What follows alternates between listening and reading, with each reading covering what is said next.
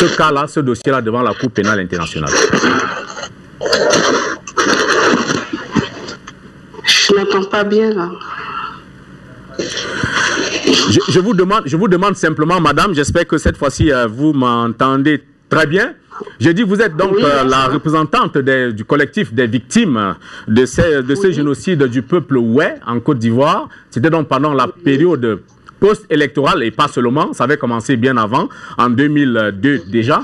Et la question que je vous pose, c'est effectivement celle de savoir quelles sont les motivations, quelles sont les raisons profondes qui vous ont poussé, vous, à porter ce cas devant la CPI.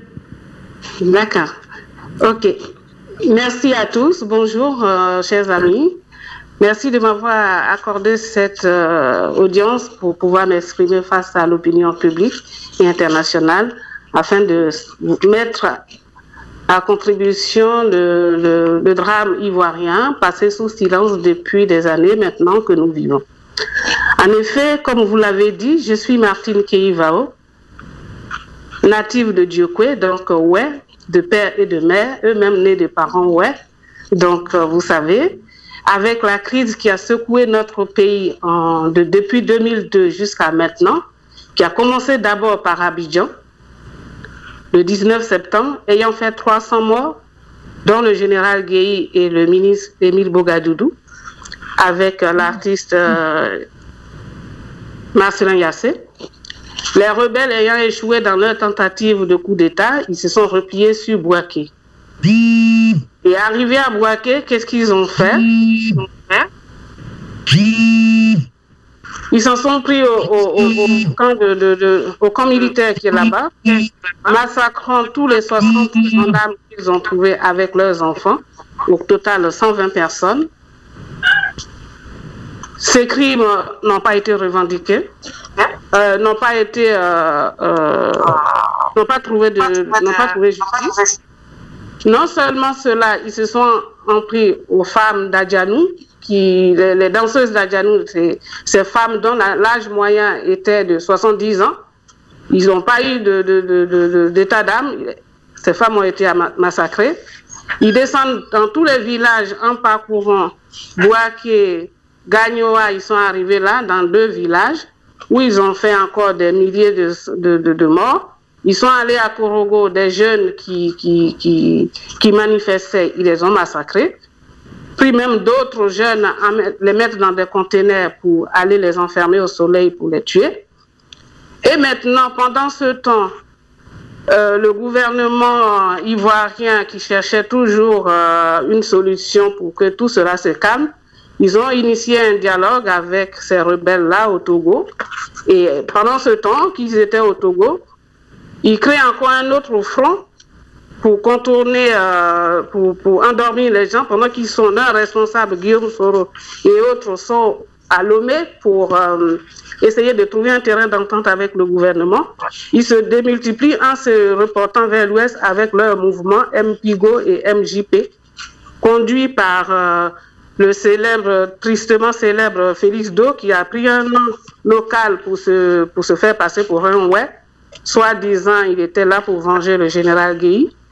Et un autre qui s'appelle Deli Gaspard, qui conduisait le MJP et qui se sont déportés vers l'ouest pour décimer tout ce qu'ils trouvaient sur leur passage. C'est ainsi qu'ils sont arrivés à l'ouest en pays Oué. Entre 2002 et 2005, ils ont massacré dans chaque village qu'ils passaient. Aujourd'hui, j'ai fait la liste des villages qu'ils ont parcourus. Mais comme vous savez, avec notre cher Ouattara, qui n'affectionne que le crime, si je vous donne la liste de ces villages-là, soyez certains que demain, il va envoyer ses célèbres dozos les parcourir pour décimer tout le monde. Donc, volontairement, si vous le souhaitez, je peux vous envoyer ce document complet après l'émission par mail pour que vous ayez une idée de ce que ça fait. Sinon, je tais volontairement les noms de ces villages-là qui ont été parcourus. Mais je vous assure qu'aucun village, dans les 8 départements que compose le pays Oué, aucun village n'a été épargné. Ils ont éventré des femmes enceintes. Ils ont violé des garçons, des filles, des mères qui sont obligées à coucher avec leurs enfants devant tout le monde pour les humilier, des parents qui ont été sodomisés par leurs enfants avant d'être abattus, des femmes enceintes qu'on essayait de mettre en simulation d'actes sexuels pour pouvoir faire des fausses couches devant tout le monde. Enfin, tout y est passé. Donc, ces crimes-là, de 2002 jusqu'à 2011 aujourd'hui, avant nous, il y avait nos représentants d'une association qui s'appelle APWE, qui était là gérée à l'époque par notre célèbre doyen Dojon, Naïndo, paix à son âme. Ils ont établi un document pour regrouper tous les villages et où sont passés tous ces crimes avec toutes les villes qui ont été dévastées. La seule chose, c'est que eux, ils se sont basés sur des chiffres de la presse qui donnent en tout 30 000 personnes qui ont été massacrées. Donc, partant de ce document-là, nous avons parcouru toute la région, mon équipe et moi, que je vais vous présenter après. On a parcouru toute la région pour poser des questions aux victimes elles-mêmes, ceux qui ont vécu les faits. Et à ce jour, jusqu'à août 2016, on a recensé 50 000 personnes qui ont été massacrées, hommes, femmes, vieillards, enfants, toutes tendances confondues. Ce qui m'a poussé à prendre mes responsabilités, je ne suis pas seule parce que je représente une association de fils ouais, d'hommes et de femmes qui sont eux aussi victimes et parties de victimes. Parce que moi-même, j'ai perdu ma mère, 15 membres de ma famille, dont ma mère.